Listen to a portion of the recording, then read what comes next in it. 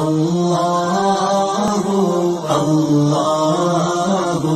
اللہ اللہ۔ بسم اللہ الرحمن الرحیم۔ اللہم صلی علی محمد مفتاح الخیر والاسرار ومغلاق الشر والظلمات وعلی آلہ واصحابہ وبارک وسلم وصلوا علیہ۔ آج ہم نے درس قرآن میں سورۃ البقرہ کی آیت نمبر 59 سے پڑھنا ہے۔ آیت نمبر 59 کے اندر اللہ سبحانہ و تعالی ارشاد فرماتا ہے فبدل الذین ظلموا قولا غیر الذی قیل لهم فانزلنا علی الذین ظلموا رجزا من السماء بما كانوا یفسقون۔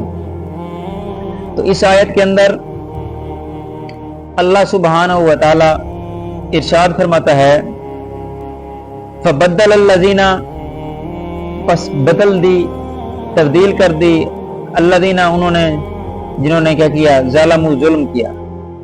تو جو ظالم لوگ تھے، ظالموں نے بدل دی، تبدیل کر دی، قولاً بات، غیر الذی، اس کے علاوہ سے، قیل لہم، جو ان کے لیے کی گئی، یعنی جو ان کے لیے اللہ تبارک و تعالی نے بات فرمائی تھی تو ظالموں نے اس کو تبدیل کر دیا، اس بات کو بدل دیا۔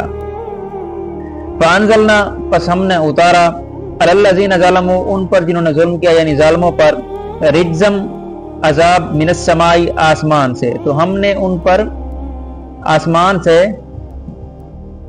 عذاب نازل کیا، بما کانوا یفسقون، بدلہ اس کا جو نافرمانی کرتے تھے۔ اس کی ماقبل آیات میں ہم نے پڑھا تھا کہ جب انہوں نے اللہ تبارک و تعالیٰ کی نعمتوں کا شکر ادا کرنے کے بجائے انہوں نے ناشکری کی، انبیاء کی نافرمانی کی، تو ان پر طاعون کی بیماری مسلط ہوئی۔ یہ کل آخری آیات میں ہم اس کو ڈسکس کر رہے تھے۔ تو جب بنی اسرائیل پر طاعون کا عذاب مسلط کیا گیا تو اس کی وجہ سے تفسیر خازن کے اندر آتا ہے کہ ایک ساتھ کے اندر، ایک گھڑی کے اندر 70,000 افراد ہلاک ہو گئے تھے، اور دوسرے قول کے مطابق 24,000 ہلاک ہو گئے تھے ایک گھڑی کے اندر۔ جب اللہ تبارک و تعالیٰ کا عذاب آتا ہے تو ایسے ہی ہوتا ہے۔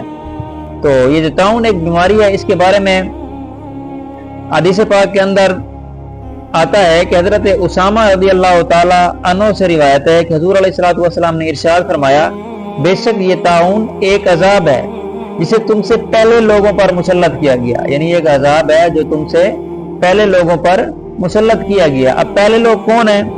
اب یہ جو پہلے لوگ ہیں اس سے مراد یہ بنی اسرائیل والے لوگ ہیں۔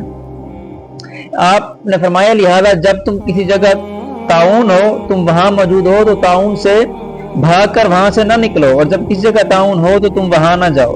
اب یہ حدیث پاک مسلم شریف کے اندر حدیث پاک یہ موجود ہے، یعنی اس حدیث پاک کا مفہوم یہ ہے کہ جس جگہ کوئی بیماری ہو، اگر آپ اس جگہ موجود ہیں تو اس ڈر سے وہاں سے بھاگے نا کہ بھئی اس جگہ تو بیماری آ گئی ہے، مجھے تو یہاں سے بھاگ جانا چاہیے، ٹھیک ہے، اس جگہ سے بھاگے نا۔ اور اگر کسی اور ایریے میں موجود ہے بیماری، اگر مثال طور پر اگر آپ ملتان میں بیٹھے ہیں اور لاہور میں بیماری موجود ہے تو آپ لاہور نہ جائیں، ٹھیک ہے۔ اگر ملتان کے اندر اللہ نہ کرے کوئی بیماری آ گئی ہے تو پھر آپ ملتان سے بھی نہ جائیں، یعنی اگر آپ کی موجودہ جگہ پر بیماری آ گئی ہے تو آپ بیماری وجہ سے بھاگ کر نہ جائیں۔ اگر کسی دوسرے شہر میں بیماری ہے تو آپ وہاں بھی نہ جائیں۔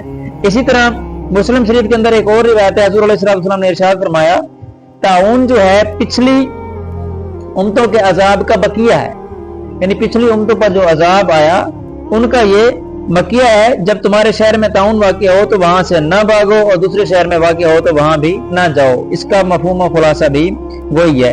اسی طرح اس کے متعلق بخاری شریف کے اندر بھی ایک حدیث پاک ہمیں ملتی ہے، وہ حدیث پاک ام المومنین حضرت عائشہ الصدیقہ رضی اللہ تعالی عنہ فرماتی ہیں کہ میں نے رسول اللہ تعالی علیہ وسلم سے طاعون کے بارے میں عرض کی تو انہوں نے مجھے بتایا کہ جو طاعون ہے یہ ایک عذاب ہے، اللہ تعالیٰ جس پر چاہتا ہے یہ عذاب بھیج دیتا ہے، اللہ تعالیٰ نے اسے اہل ایمان کے لیے رحمت بنایا ہے۔